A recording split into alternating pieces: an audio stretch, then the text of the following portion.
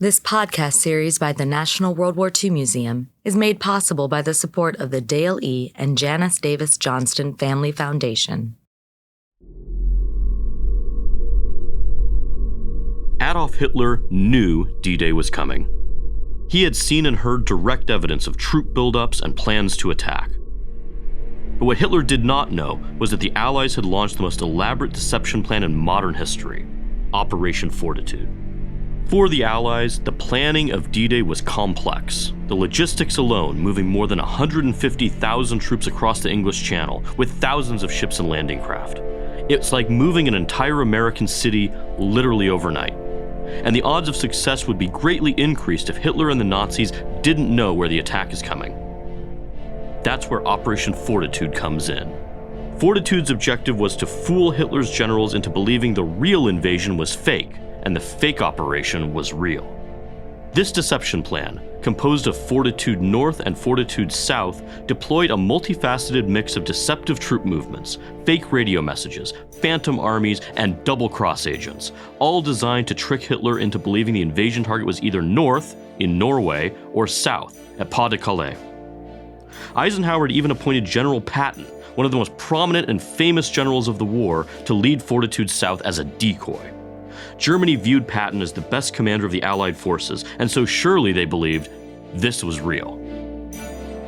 We're joined by Mary Kathryn Barbier, author of D-Day Deception, Operation Fortitude, and the Normandy Invasion.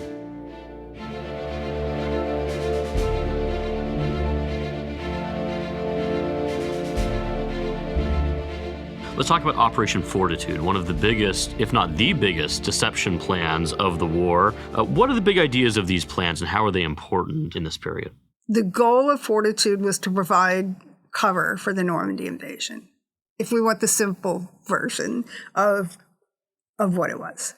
But it's a pretty complex operation. Fortitude actually had two components, two parts. There's Fortitude North and Fortitude South. Fortitude North was designed to suggest an upcoming invasion of Norway at two places, Narvik in the north and Stavanger in the south.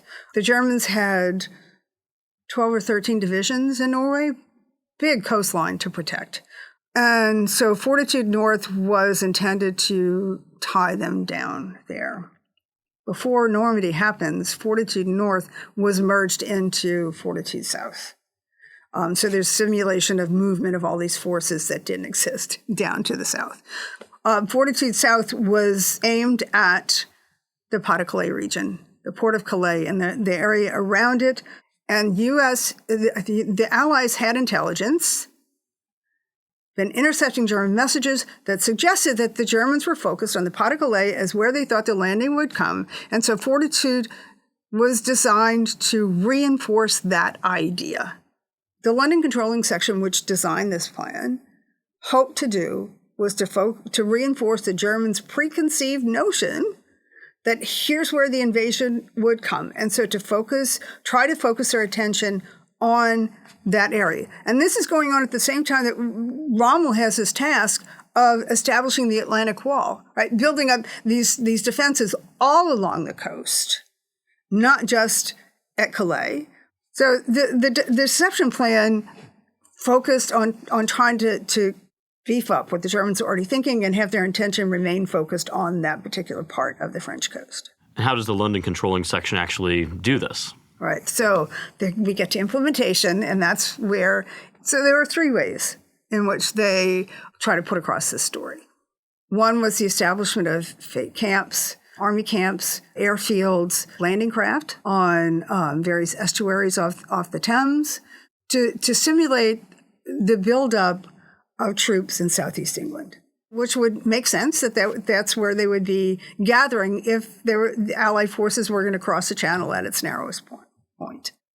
So side note on that is they wanted those camps to be as realistic from the air as possible so that German aircraft, reconnaissance aircraft flying over the coast would see these camps and think, oh, yeah, they're building up all these forces in this area. So the Allies fly their own aircraft over to see how realistic these camps are and realize they don't look so realistic. And so they do a lot of things to kind of beef that up. For instance, in the fake army camps, They have a mess tent.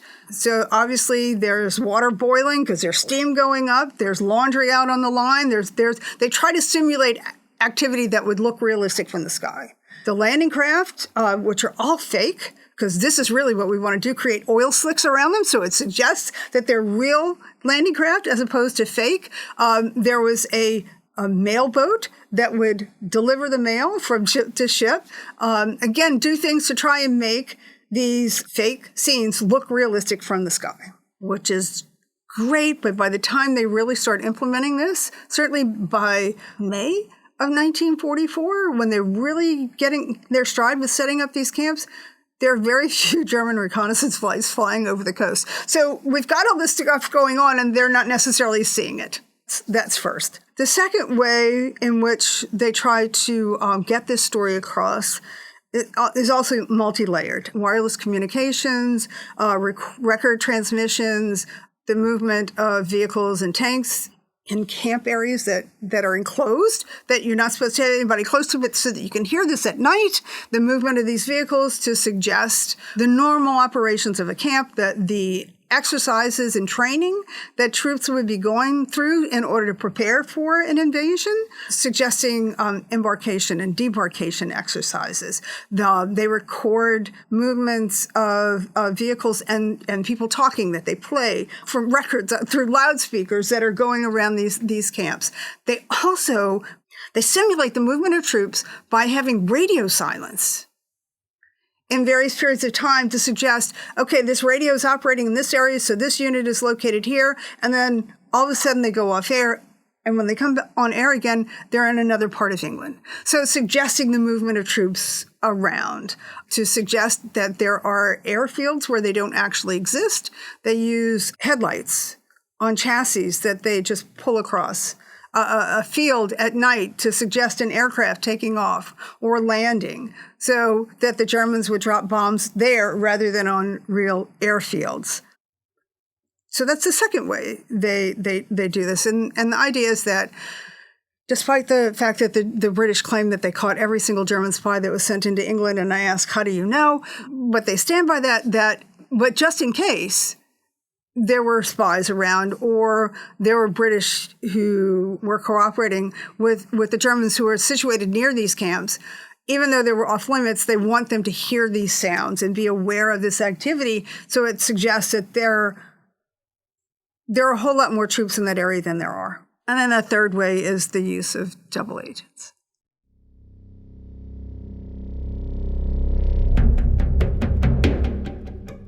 In the planning for D-Day, the Allies used the double-cross system to their advantage. These were German spies who had been turned into double agents in the UK. They sent coded messages back to Germany, claiming to see troop movements and reporting specific train traffic. All of it was false, but these messages were passed on to Hitler. So let's talk about the double-cross system. This is, of course, the British being fairly confident they've turned every German spy in the country, but of course, how would you really know? What is the double-cross system, and how does that contribute to Fortitude and other deception?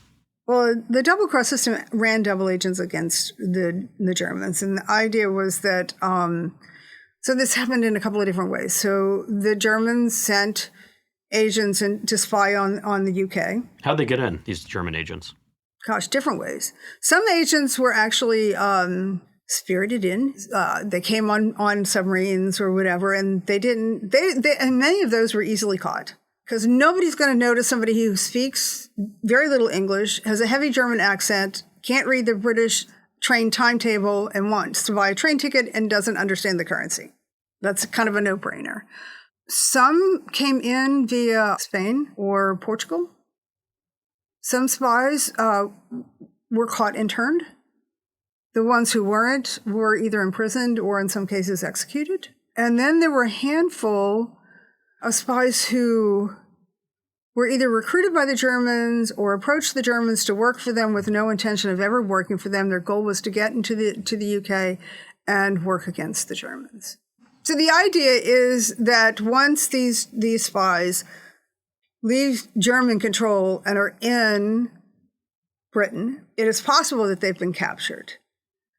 So they have to establish their credibility with their German handler. The first way they do that is sending information that the Germans can confirm. And they do that enough a period of time to start establishing this credibility and comfort between the agent who is an enemy country and the handler. And over time, fake information, it was inserted a little at a time until it went from having mostly true and a little bit of false to mostly false and a little bit of true, if any. And that was something that had to happen over a period of time. You couldn't just have an agent arrive in the UK and be ready to be a double agent sending fake information. The double-cross system contributed to Fortitude because it was one way in which the Allies provided parts of the story that they wanted the Germans to believe. And the crucial thing is parts of. So think of this as a puzzle. And each of these agents is providing information that's part of the puzzle. And the hope is that the Germans get all this information and put all these pieces together and correctly, and so reach the right conclusion about what that puzzle looks like. Which is the wrong conclusion. Yes. And that wrong, because they can't, there's this understanding and this realization that they can't just have these agents say, oh, the Allies are going to land at the Pas de Calais, and have the Germans actually totally believe it, especially if they don't know if their agent is under control or not. So some of the information that these double agents sent across is, identifying what Allied forces are in what part of England, what the patches look like, what sort of vehicles they have, what they seem to be doing, that sort of thing. One of the things I should have mentioned about the wireless communications and all that other stuff is that the Allies bombarded the airwaves so much with those wireless communications, some of which was in code, some of which was in clear, that there's evidence now that the Germans weren't even necessarily getting it all, much less reading that information. So we've got two ways this deception is being implemented that have varying degrees of that information actually making it across. So in most respects, I think that the double agent part of it is what is most successful contribution to this implementation. Although one has to wonder how the Germans were buying some of this stuff.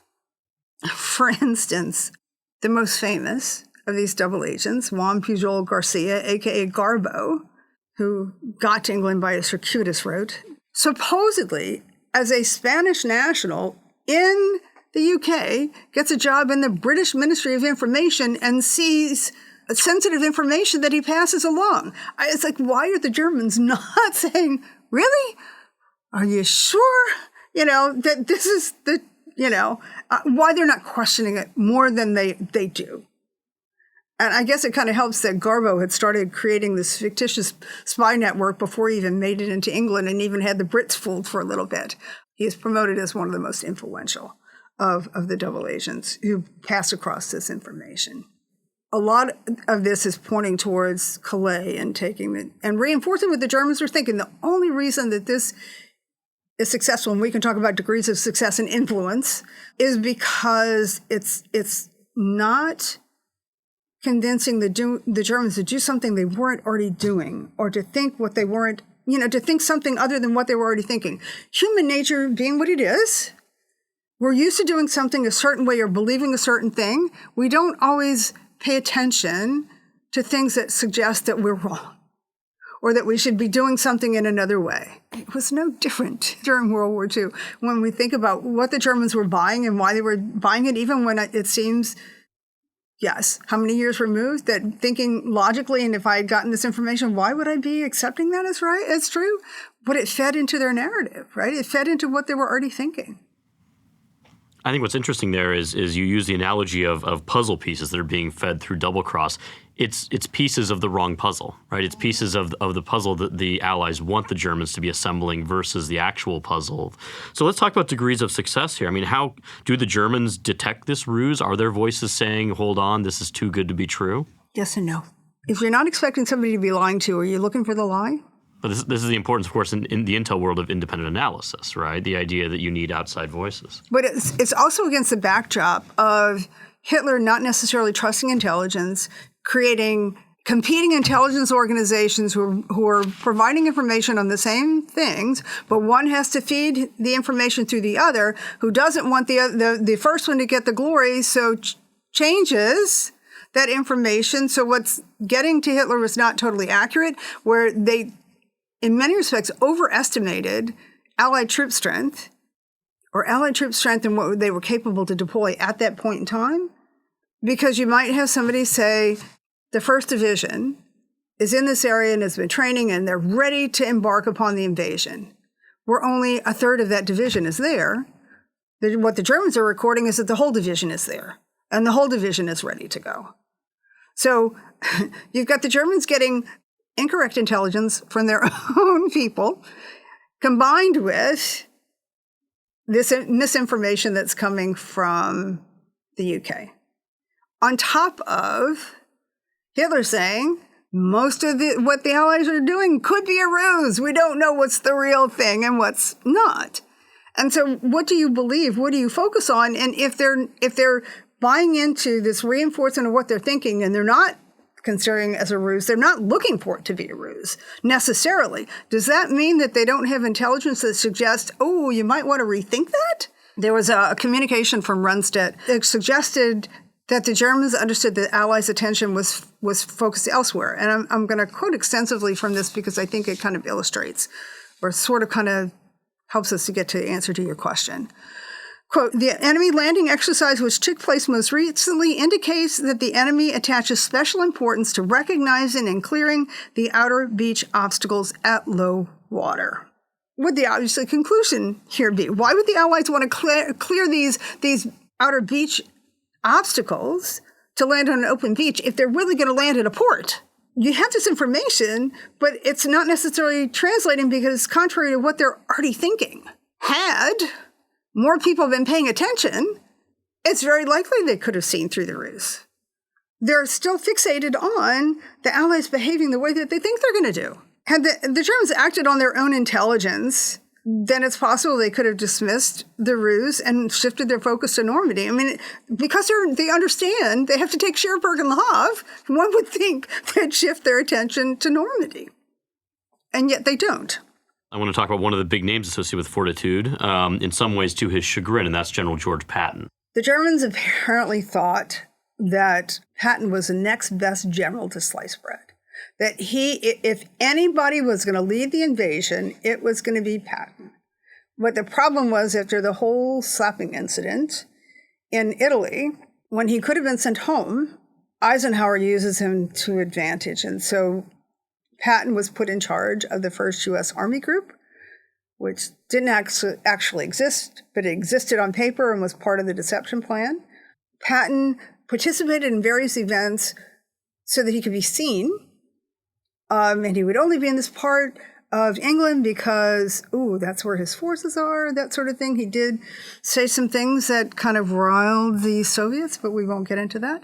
So the idea was to have Patton appear in places where it associated him with the buildup of forces in Southeast England that wasn't actually happening. Can you tell us about the slapping incident briefly? Oh, there was a soldier who was suffering from shell shock. And Patton accused him of malingering and slapped him. And it was rightly so, a big incident. Not excusing his activity whatsoever. But militaries were kind of slow to come to this realization that there was such a thing as shell shock, or what we call PTSD, or, and to recognize that there was a mental effect on soldiers in given situations. And Patton was old school in that, okay, so you got roughed around a bit, you pick up yourself, you dust yourself off, and you get back to battle. And he didn't, I'm not sure how much conversation he had with anybody who would have talked about the effects of shell shock. He wasn't the only one to have this tunnel vision of this whole idea is that, okay, so you're wounded, now you're better, get back to work, and that means go back to the front lines. It was in such a public place where he did it that it gained a lot of attention. Ends up in the Washington Press, as I recall. Yeah, and Marshall was ready to pull him home. And so he's essentially sent now to England to head up this 1st U.S. Army division that doesn't actually exist. Right. Now, he's eventually going to be sent, right? He'll come back with the 3rd U.S. Army. But the idea was for him to be punished, but not punished to such an extent that he was reduced in rank and sent home in disgrace. Because Eisenhower understood that he could serve a useful purpose in this situation, but also later on with the fight that Patton, I think Eisenhower thought he really needed Patton. I'm really struck for some of our listeners who are big readers of sort of the spy fiction genre of the similarities between actually Fortitude and the classic Jean le Carré novel Tinker Tailor Soldier Spy, in the sense of, without giving away any spoilers, this is all about who's feeding good information versus bad information through existing intelligence networks. I don't know whether le Carré based that plot on partially Fortitude or other Cold War developments. He, of course, had an extensive sort of set of interactions, let's say, with the intelligence community, especially MI6. But what would you say is the legacy of Fortitude today? What is the takeaway for the modern intel community and for our listeners? Our initial perceptions of the success of Fortitude actually comes from the London controlling section. Roger Hesketh. He helped devise the plan, helped oversee the implementation of the plan, and wrote the official history of the plan afterwards. So it's somewhat colored, right, by by his involvement. And the assumption is that because the Germans did what the Allies wanted, or they behaved the way they wanted them to behave, is all because of this deception. Sorry, as an historian, I take the prerogative to be a little bit sarcastic. There's a title of a book that is simply Garbo, the spy who saved D-Day. And I look at my students when I mention the book and I say, all by himself? How is that possible? It was a contributing factor, but it wasn't the only factor. And a lot of the stuff with Garbo comes down to that one message, right, that he sent that supposedly Hitler read. And tell us about it. Eisenhower reluctantly agreed to let Garbo send a message a few hours before the landing started saying, I've got new intel. Don't pay attention to what's going on. This is not the real deal. There's another. The real deal is coming later. You might want to focus on, and he does mention pot of clay at that point. The problem was, the person who was supposed to be receiving his communication and supposed to be online when this message was sent wasn't there. So the message doesn't get sent until after the landings start. We know Hitler saw the communication because he initialed it. We know that 2 panzer divisions were diverted to Calais.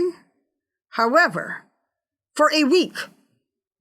So even if Hitler bought it, it wasn't bought for long because those panzer units left Calais a week after the invasion started and headed to Normandy. So it was influential, but it didn't save.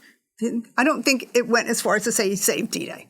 I think for the intelligence community as being willing, when the circumstances warrant it, to think outside the box and to think about ways in which sort of influence what the enemy is considering doing or thinking about, or what they already believe.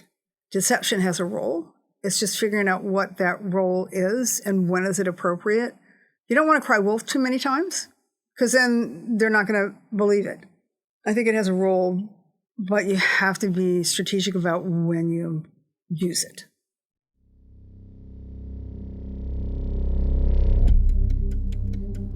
While Operation Fortitude will ideally prevent the Germans from effectively defending the real invasion site, there's another Allied operation underway that will sow chaos across occupied Europe as the battle unfolds. It was called Operation Jedburgh. The motto of these 3-agent teams was surprise, kill, and vanish. 93 Jedburgh teams, each made up of 1 radio operator and 2 officers, parachuted into occupied France in 1944. Other teams parachuted into occupied Belgium and the Netherlands. On the ground, the Jedburghs linked up with local resistance fighters and helped the advancing Allies. Pete Crean, Vice President of Education and Access at the National World War II Museum, joins us again. Pete, thanks again for joining us. Oh, thanks for having me. Let's talk about the Jedburgh teams. Who's involved in these missions? What are they hoping to accomplish? And how does this play into sort of the wider series of events that take place on and around D-Day? The Jedburgh teams are a kind of a unique collaboration among nations. They're three-man teams that are designed to go behind enemy lines to work with the Maquis, or the French resistance.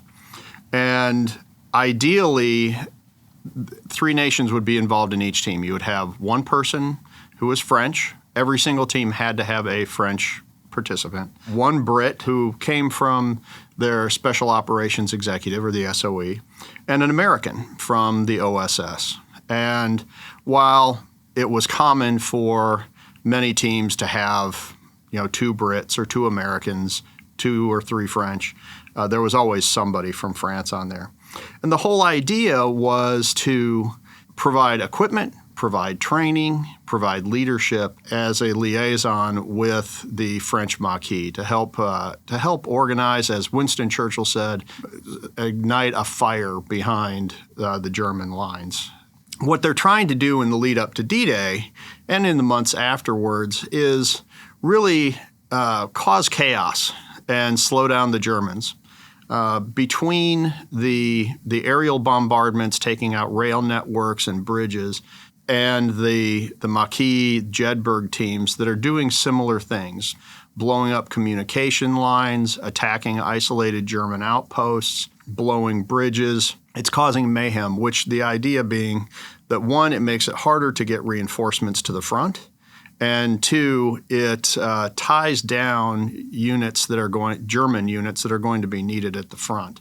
So while they were never intended to lead or to serve the same purpose as the Allies who are landing on the beaches, they're what today would be called a force multiplier. I mean, this seems like really dangerous work on and around D-Day. How dangerous is this for these Jedburgh teams? Oh, this is extremely dangerous. Landing on Omaha Beach was one of the most dangerous places in the world. Actually, on that day, it was the most dangerous place in the world. But if worst came to worst, you could have always evacuated the troops off. And for the paratroopers who landed on D-Day, they're landing alone by nature of a parachute. They're landing by themselves, but they're quickly joining up with other Americans. And if they got caught in a spot, they could always retreat back to the beaches.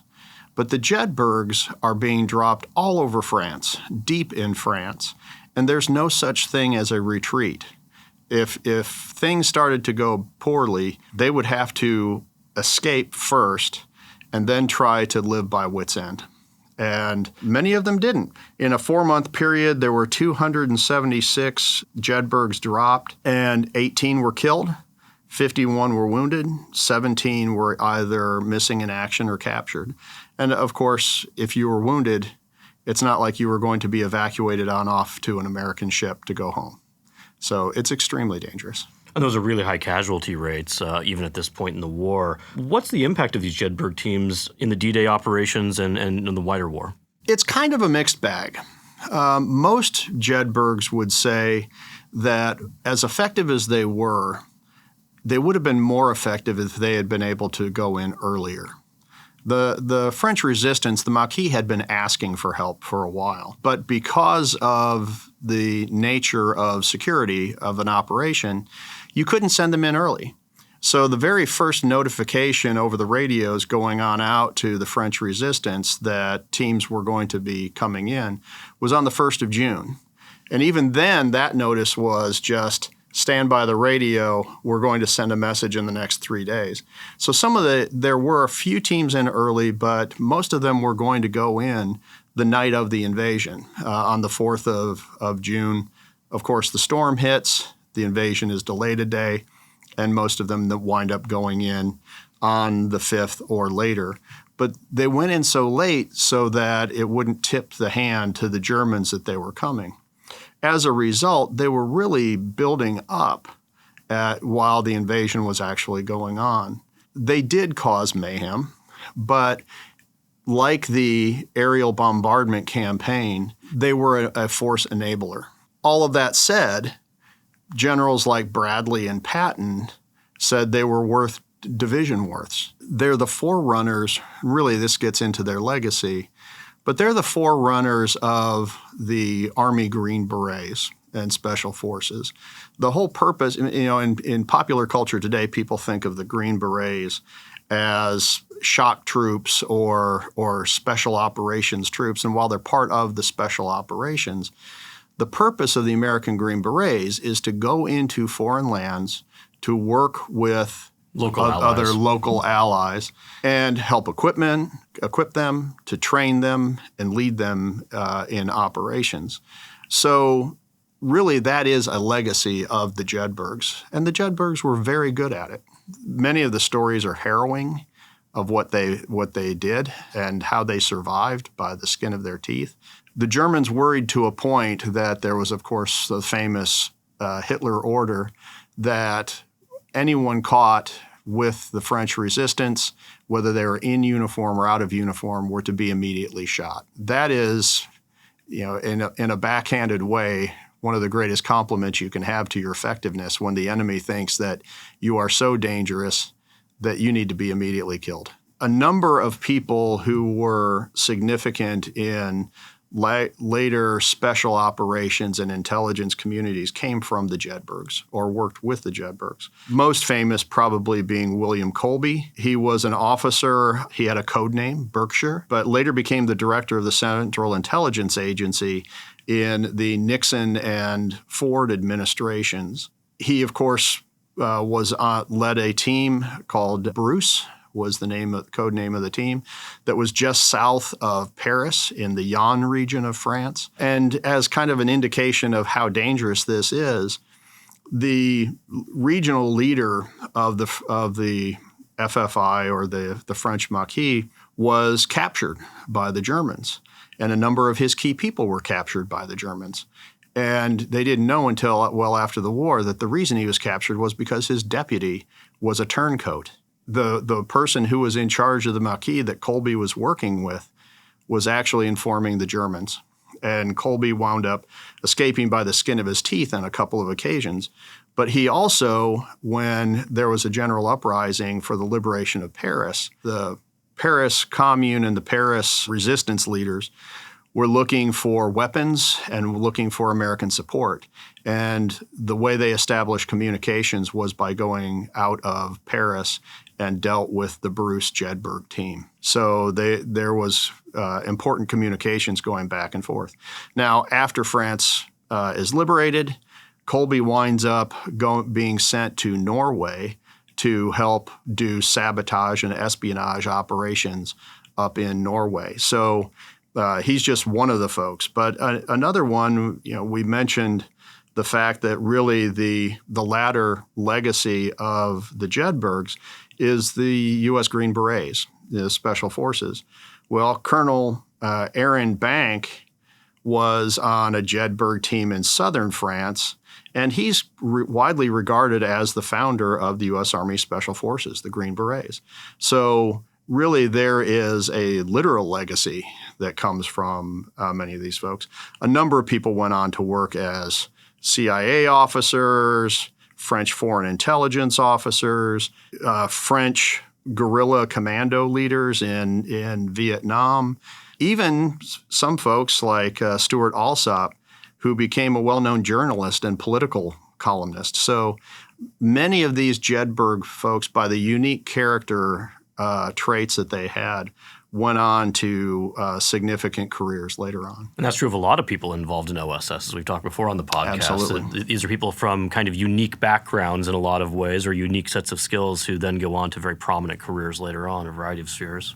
That was even one of the points in recruiting these guys. They were not looking for conformists or traditional professional military folks. They were looking for that kid who was always told to shut up and sit down in class. They wanted the kids that were comfortable breaking the rules, comfortable in their own skin, because you needed somebody who was going to keep their head and always attack when alone behind the German lines. And that's the thing is, one of the other great things about the Jedburghs, beyond what they did on arming and training the Maquis, they were a tangible symbol to the French resistance that the resistance and the guerrilla fighters were seen and being taken seriously. Let's do something we don't often do here on the podcast, Pete. Let's turn personal for a moment. We should acknowledge that you have a connection to William Wild Bill Donovan. Can you tell us about it? Sure. So my full name is Peter Donovan Crean, and Bill Donovan was my grandmother's cousin. So it's these big Irish families in Buffalo. Now, I never got to meet the man. He died 7 years before I was even born. But my mom met him, and of course, my grandma. The Donovans and Bill's family was classic Irish. They have 3 boys. One of them becomes a priest. One of them becomes a lawyer. One of them becomes a doctor. And so my grandmother's first job was working for Bill Donovan's brother, Tim, because in those days, doctors there was no such thing as getting off work to go to the doctor. So they would stay open at one night a week. And so she worked there. And before Bill got married, also another big Irish family thing was that the unmarried young men everybody had to feed them basically. And so one night a week, Bill Donovan would come by for dinner. Any family stories you can share about Wild Bill? It's funny, as I've been re-looking at him again, one of my favorite ones was something I did get to see because Bill Donovan's papers are owned by the Army at Carlisle, Pennsylvania. There is a letter in there. Bill Donovan is famous for commanding the Fighting 69th in New York and in World War I, and there's the famous Father Francis Duffy as his chaplain. And there was a letter in that collection, in Donovan's collection, that Father Duffy wrote to Bill Donovan's brother Vincent, a priest, about his brother.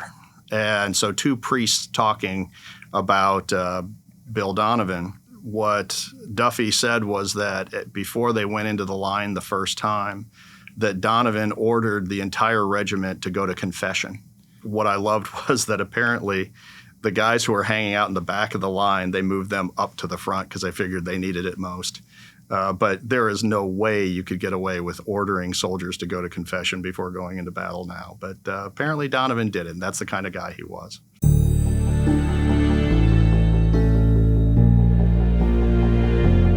In this final segment of Season 1, we're on the brink of June 6, 1944, D-Day, and William Donovan wants to be part of the action himself. I'm joined again by Nicholas Reynolds, author of Need to Know, World War II and the Rise of American Intelligence. Nick, thanks again for being with us. It's absolutely my pleasure. I'm also joined by Jeffrey Rogg, author of the great book, The Spy in the State, The History of American Intelligence, senior research fellow at the University of South Florida's Global and National Security Institute. Jeff, thanks for being here. Thank you, Bradley. Great to be here. William J. Donovan, this man who has been fighting all these battles in D.C. bureaucratically, he's an old soldier. He's a Medal of Honor winner from World War I. He's not going to be left out. Nick, what's he doing on D-Day? He can't stay away. That's the bottom line here about Donovan. Donovan had made a pledge to himself that he would make every opposed landing. And he comes close. He's already done a couple in the Mediterranean, and now there's this big one coming up. There's D-Day coming up, and it's known to his superiors that he wants to do this. Now, his superiors are not some obscure bureaucrat. It's Eisenhower and it's Marshall, and they specifically order him, do not land in Normandy. Do not come under fire. And the Secretary of the Navy, Forrestal, who has replaced Donovan's friend Knox, who died of a heart attack, Forrestal directs the ship's commanders in the European theater not to allow Donovan onto their ships to go to D-Day. Donovan has a strategy of his own to defeat this, and it's quite elaborate. So it starts at the end of May. He leaves the office, and he takes the director of OSS Europe, William K.E. Bruce, with him, right? Makes him a co-conspirator. They get on a ship, and the ship is in Belfast for a bit. Donovan socializes with the crew and the aristocracy, the people in Belfast who are or pro-ally, and then they are out of touch with their chain of command, right? They're basically hiding from their own chain of command, which they happen to run, right, or supposed to be running. And they, by June 6th, they are off the coast of France, and they watch from their ship, which is the USS Tuscaloosa, they can watch the drama of the landing. And then they want to go ashore. Well, you're on a cruiser, and it's not so easy to land from a cruiser, so they transfer to a destroyer escort, to various kinds of landing craft, and then they wind up on a duck, which is a amphibian. It's half jeep and half boat, basically, and a little bit larger. And that gets them on the beach, and they're sitting on the hood of this amphibious creature, and a German fighter plane comes over. So here's the two most senior guys in the OSS hierarchy.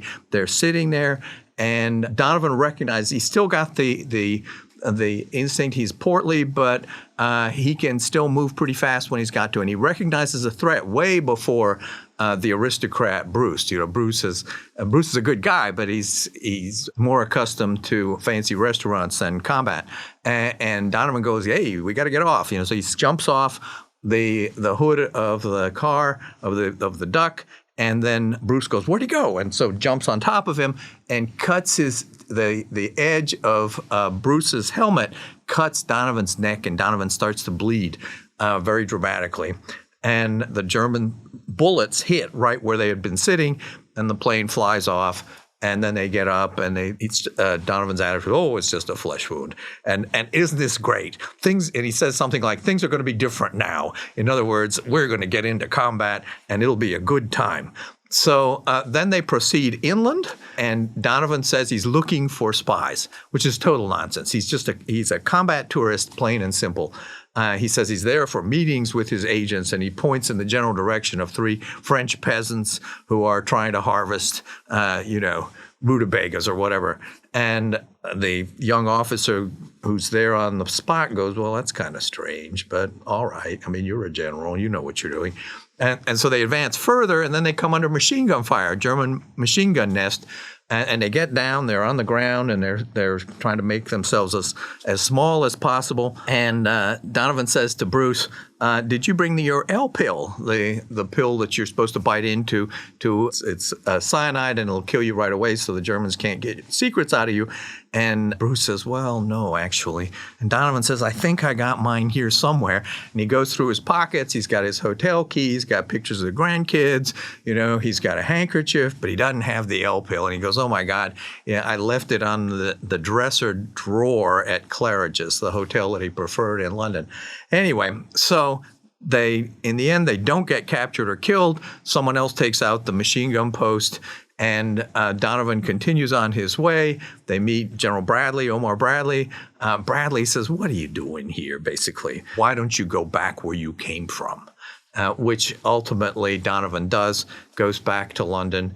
Here he gets away with disobeying direct orders from 3 very senior people. And he does it in part because of his chutzpah. He goes to Roosevelt and tells him the story of how exciting it was to be. There was actually D+1 the day they landed, so it was the day after the original landing. He tells him this story of all the excitement, and Roosevelt loves a good story like that, so it's kind of ha, ha, ha. This story about Donovan has been retailed by people telling OSS history for years, and it's the people who tell the story, the storyteller, it's either like, "Isn't this, wow, what a story, wasn't he a great guy?" And then there's people like me who are more on the side of order and discipline, reasonable professional discipline, who say, "Oh my gosh, this was not such a good idea." And in the end, the official OSS war report comes down on the side of order and discipline. It's written by Theodore Roosevelt's grandson, Kermit Roosevelt, and he writes, "In retrospect, it is clearly outrageous that individuals with knowledge of ultra, that is code breaking, should have been allowed to expose themselves to possible capture. Donovan himself did this 3 times." It's a remarkable moment. The head of OSS with all of this classified knowledge, we would say now, literally within firing distance of a German machine gun. I mean, it's crazy. Really, it's remarkable. Jeff, let me ask you this. I mean, these stories were sort of bandied about, of course, at the time. Nick, you just mentioned sort of Donovan telling Roosevelt himself this story. What does the American public know about any of this in the midst of the war?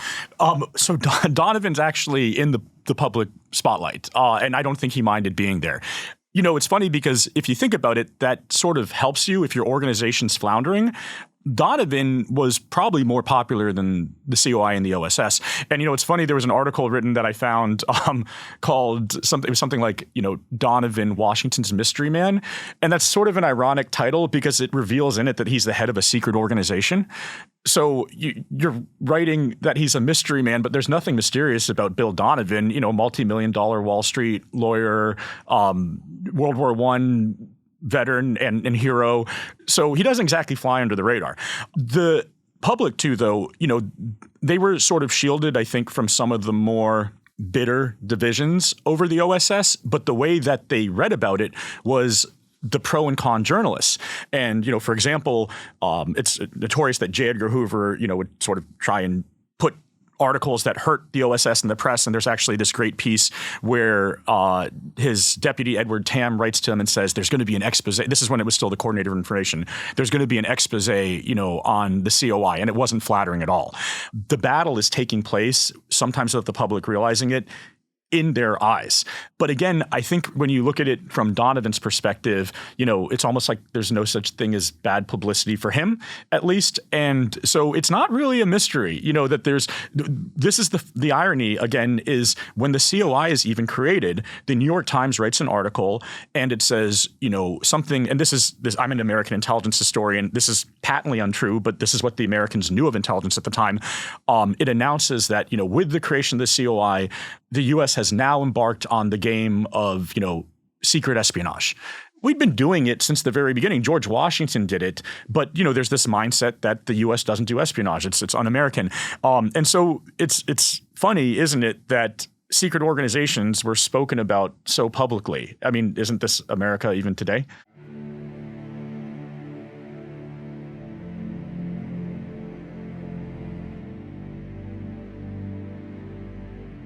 Join us for Season 2 of the Secret World War II podcast. We start on June 6, 1944. Operation Fortitude has fooled Adolf Hitler. The Nazi leader does not know where the real Allied attack will take place. It's D-Day in Normandy, and the role of American intelligence in the largest conflict in human history is just getting started.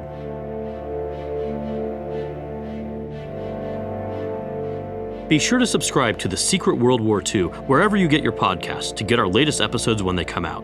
And check out our website for additional resources for each episode, reading lists featuring the work of our experts, and links to videos and oral histories from the collections here at the National World War II Museum.